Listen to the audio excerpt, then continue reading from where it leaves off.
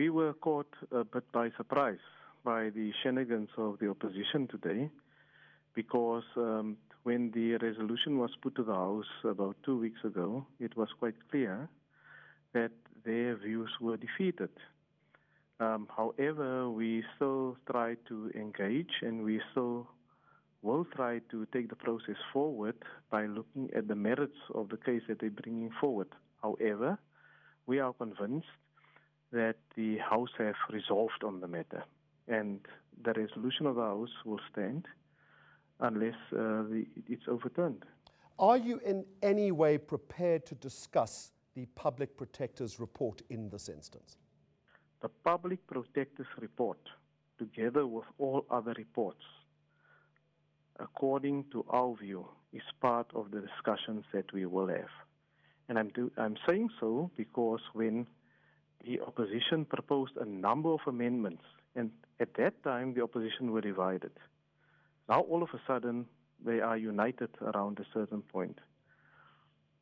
And we were quite clear to say that whatever report is there around the improvements to the private residence of the president must be up for discussion.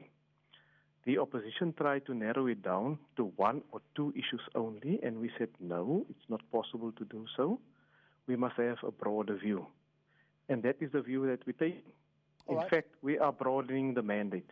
The opposition is trying to narrow the mandate. All right. Mr. Frolick, I'm going to ask you to stay on the line, if you would, because at this point I'm going to bring in the leader of the Democratic Alliance, Mmusi Maimane, leader of the Democratic Alliance that is in Parliament. Mr. Maimane, good evening to you. Shenanigans that you've heard what Mr. Frolick says is that they're prepared to discuss all and sundry once the committee itself is formally constituted. How do you respond to that? No, I mean, I think what Mr. Frolick describes as shenanigans is in fact not true. When the very resolution was taken in the House, we argued the precise point to say it must be expressed in the terms of reference to say certain documents must be included. Very principally, the document around the public protector. In fact, at the end of the day, what brings us to this point is that we'd called, on the basis of the report of the public protector, we'd called for the ad hoc committee. And then when the resumption of Parliament came on board, we were told that, no, we delay the establishment of that, or when, now that it's established, we found it quite peculiar that in the resolution that is before Mr. Frolick, it does not express which particular documents that we want. And so we felt as the opposition that what we don't want is to rely on the word of the chief whip of the ANC, as he put it in Parliament, to simply say, let it be expressed in black and white that the following documents will be considered, so that the mandate of the chair that will be elected, now that you say it's Mr. Frolick, it could be anybody, that they must execute the mandate that says, let's interrogate the public protector and let's figure out why the president hasn't paid. So let's go back to Mr. Frolick. Mr. Frolick, how difficult or easy would it be to simply change the wording of the mandate? Well, what I simply want to say is that the views of Mr. Maimane was put to the House, a full sitting of the National Assembly. There was a long debate that ensued about it, and his views were defeated by a vote. Now, it's very disingenuous for Mr. Maimane to try by default to introduce views that were defeated in the National Assembly, in the committee of the National Assembly. Let's put that to Mr. Maimane.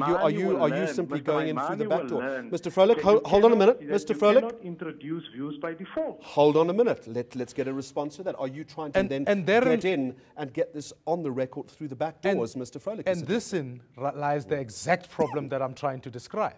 Is that Mr. Frolick now is saying us trying to introduce the public protector's report is through the back door, which it can't be, because that's the principal document. It's precisely that the public protector has to stand up and say, Mr. President, you have not responded. As the opposition parties, if this committee is simply set up to just study the president's response that he's put to the House, that response is far from sufficient. It doesn't even deal with the matters that we want. So, therefore, it is a waste of time. So, Mr. Frolick, are you simply fudging the issue and trying to protect your boss? What we are saying is, and we have said it when this point was put forward by the DA and when it was defeated. In fact, when the point was put forward, even the EFF chief whip, agreed with the ANC. The IFP chief whip agreed with the ANC. that all relevant documents will be taken into account, including that of the public protector. So I don't know where Mr. Maimane all of a sudden comes from to try to reintroduce by default issues that were defeated in the House. Mr. Maimane, back. Mr. Frolick, thank you. Let Mr. Maimane respond to that. Mr. Frolick knows very well that when a committee convenes and then takes matters, it has to consider the resolution that has come forward. And we've asked the simple question, express it, because I don't want to be stuck in the committee trying to interpret what Rule 183 of the Rules of Parliament means when it says, which is what the EFF and the ANC agreed on, to say Rule 183 gives mandate to explore all possibilities. We don't want that. We are simply saying express the respective documents in the terms of reference. That's why the very decision today to abandon the ad hoc committee was to do that very exercise proposed principally by an ANC member to say, yes, we need to reshape the terms of reference. Mr. Frolick, back to you. How is this committee, in your opinion? Maimane will learn that is not Rule 183. It's in fact Rule 138. And Rule 138 will allow for all relevant information and documents to be considered. And as the ANC, we are resolved that all relevant information and documents will be discussed. So, to Mr. Maimane's point, Mr. Frolick, to Mr. Maimane's point, Mr. Frolick, why are you unable or unwilling to put that in writing? What we are saying is in the first instance, Mr. Maimane is misinterpreting completely what this ad hoc committee is supposed to do. He's quoting a Rule 183 that doesn't exist in the first place. We are reliant on Rule 138. And that rule allows a very broad spectrum, a very broad interpretation, and we are resolved as the ANC to interpret all relevant Mr. Frolick, let me pertaining to this to deal with the situation. Mr. Frolick, let me get a word in if I can. I just simply don't have the luxury of time to go round in circles on this particular issue. Let me ask you how you then take this forward. Is this going to go back to the National Assembly? Is it going to go back to the Speaker's office? Are you going to retool the matter? How do you get, Mr. Frolick, your ad hoc committee up and running? There's no need for this to go back to the National Assembly. In the first place, Mr. Maimane is quoting a rule that doesn't exist. Okay. Mr. Frolick, it's just numbers. Let's get to the facts the relevant documents and information that must be considered. Mr. Frolick, please answer the question. How are you going to get this ad hoc committee restarted? Excuse me? How are you going to get this ad hoc committee restarted?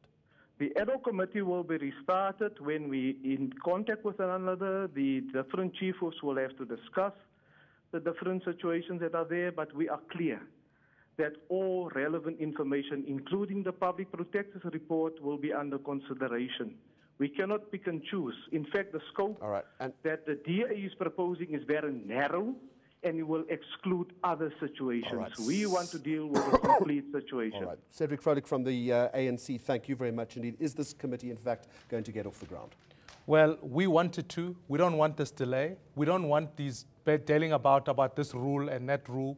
What we want at the end of the day is simply get the right documents on the table, express that those documents will be not considered, that they are the principal documents of the thing. You know, it can be the subtlety of wording such as consideration. No, we want the president to account, and we want to give him the opportunity to come to the portfolio committee so that he can account for the misexpenditure that took place in Nkandla. It's as simple as that.